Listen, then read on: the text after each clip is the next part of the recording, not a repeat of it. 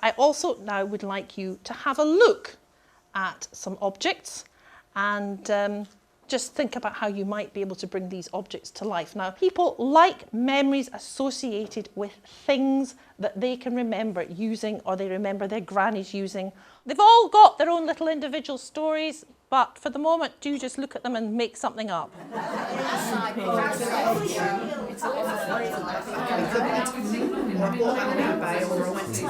People were quite scared in coffee houses as well, so that's sort of where all the rumours started being spread, and people started creating political.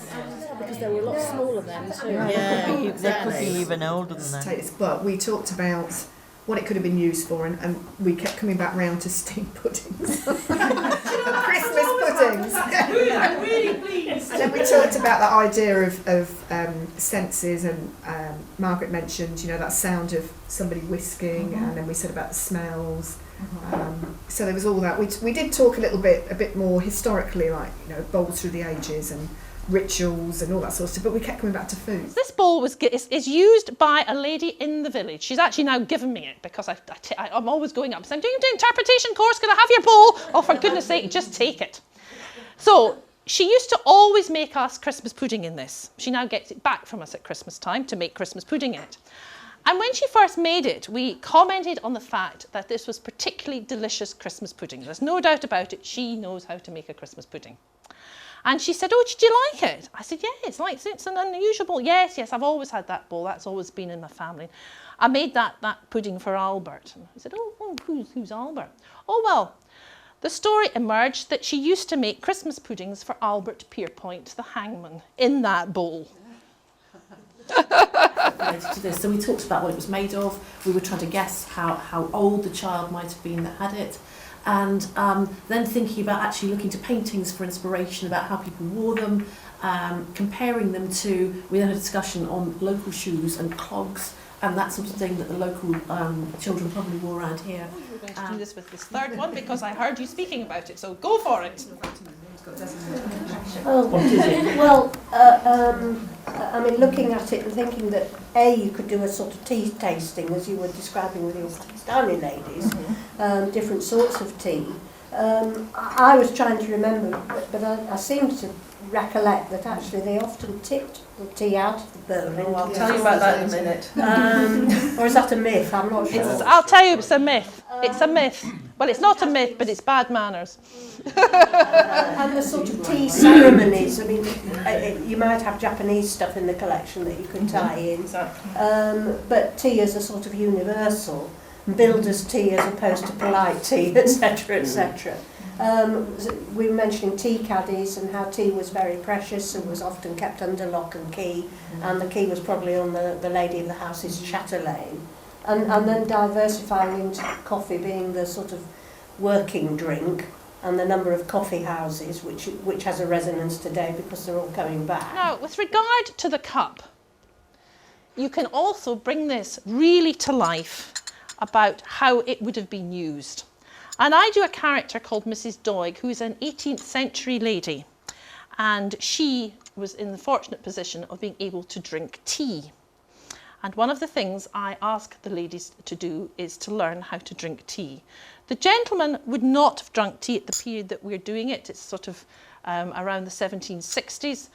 They would have been drinking coffee. Coffee was regarded as being too strong for a lady's palate, and that she was only able to drink tea because it was much lighter. So ladies, and one gentleman, I'm going to transport you back to the 18th century, and I'm going to teach you how to drink tea as a character of Mrs. Doig. So, I'm delighted to see so many of you have come to my conversazioni. I am famous for my conversazionis here in Edinburgh. Anybody who wants to find out about how to live in Edinburgh society usually comes to me. And ladies, I am hoping that you will come to my tea party. Now, judging from your clothes, I am imagining that you have come some considerable distance and that you will be wearing your finery when you come to me. If not, I will put you in touch with my seamstress, don't worry. Now, ladies, when you come to drink tea with me, I am assuming that you have probably drunk tea out in the regions that you have come from. Some of you may have come from as far away as Dumfriesshire, and it really clearly shows. So ladies, first of all, could you please all sit up straight, because you will not be slouching at my tea party. Now, I have a feeling that some of you may, in fact, pour your tea into the saucer. Now, that might be acceptable in Dumfriesshire and the wild parts of England, but I'm afraid it is not acceptable in polite society in Edinburgh. Do that once at my tea party and you will not be returning. The cup stays firmly in the saucer. Now, ladies, one of the reasons that you are drinking tea is to show off your beautiful hands. These are hands that do not peel the potatoes. So you clasp your cup so, showing off perhaps the wonderful rings that your husband has given to you. If not, your beautiful manicured hands will do. If you are a lady looking for a husband, the manicured hands will suffice. And you drink your tea. Like so. So ladies, I'd like you all to imagine you are holding a cup. All of you, please, hold a cup. That's it. Pick up your cup. Excuse me, lady, you are slouching. There is no way you can drink tea like that. Could you please sit up correctly? The hand resting on there, you do not need to support it. So please, just hold your cup.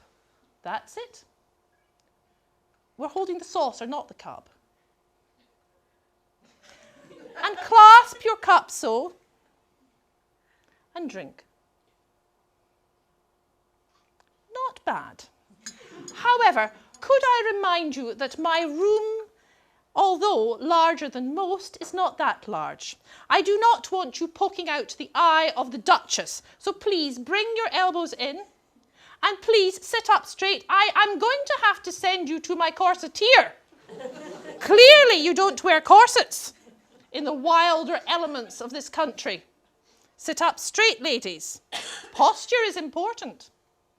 Remember, when you are at the assembly rooms, you will be wanting to attract the attention of a young gentleman, because I have it in mind here that most of you are here to look for a husband. So please, pick up your cups elegantly and sip. Put it down.